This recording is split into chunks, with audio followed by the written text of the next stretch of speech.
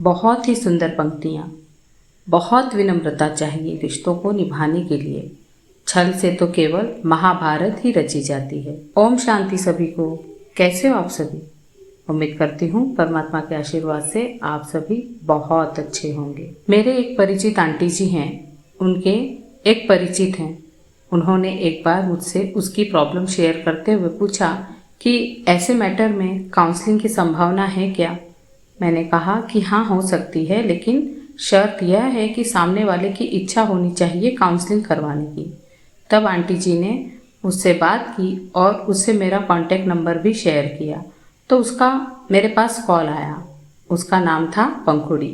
पंखुड़ी के 2 बच्चे थे, एक 5 साल का और एक 7 साल का।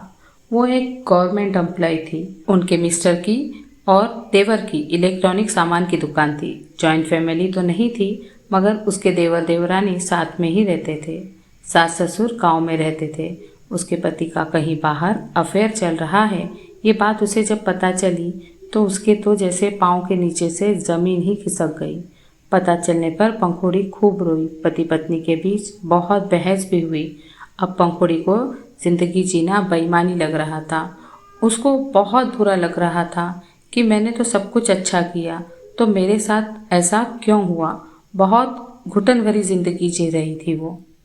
एक बार वो उसके मायके गई हुई थी, तो उसकी हालत देखकर मेरे परिचित में जो आंटी जी है, उनको ऐसा लगा कि हमें इसकी मदद करनी चाहिए।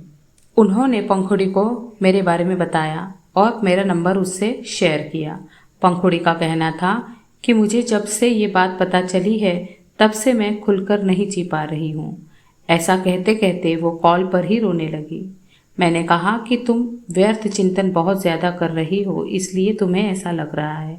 अगर तुम इन सब चीज़ों से बाहर निकलना चाहती हो तो 21 दिन मुझसे बात करना और जो भी फॉलो करने के लिए कहूँ कर लेना। पंखुड़ी की हालत बहुत ख़राब हो चुकी थी सोच सोच कर, तो वो काउंसलिंग करवाने के लिए रेडी हो गई। बहुत मेहनत करनी पड़ी पंखुड़ी को, मगर उसकी मेहनत रंग लाई। अब पति पत्नी के बीच बहस होना बंद हो गई।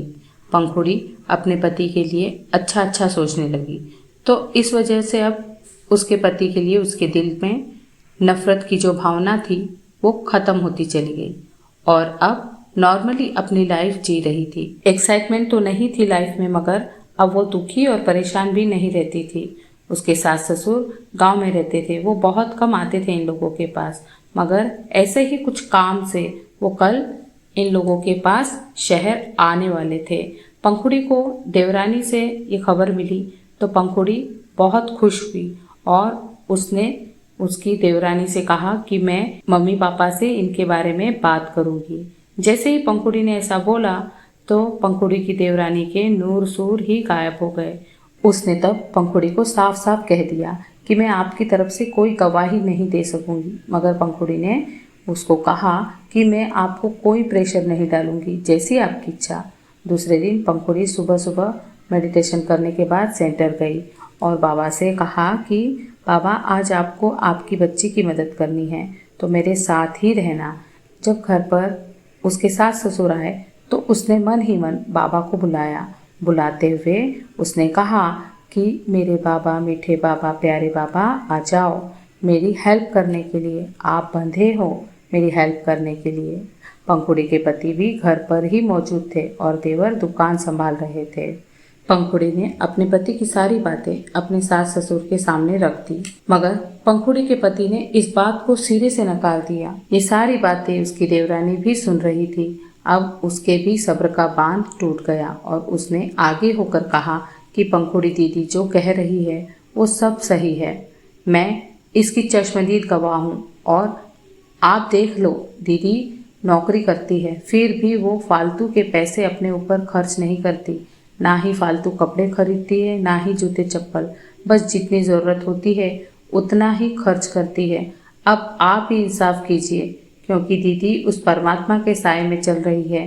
तो मेरी अंतरात्मा ने भी यही कहा कि मैं सच का साथ दूं। इस कहानी से हमें यह सीख मिलती है कि जब आप उस परमात्मा के साए में रहने लग जाते हो तो आपकी हेल्प करने के लिए वो बन जाते हैं और किसी न किसी को माध्यम बनाकर भेज देते हैं आपकी हेल्प करने के लिए। ओम शांति। मेरी स्टोरीज अगर आपको पसंद आती हो तो प्लीज़ मेरे चैनल को सब्सक्राइब और शेयर करें, साथ ही लाइक और कमेंट भी कर दें। Thank you for watching.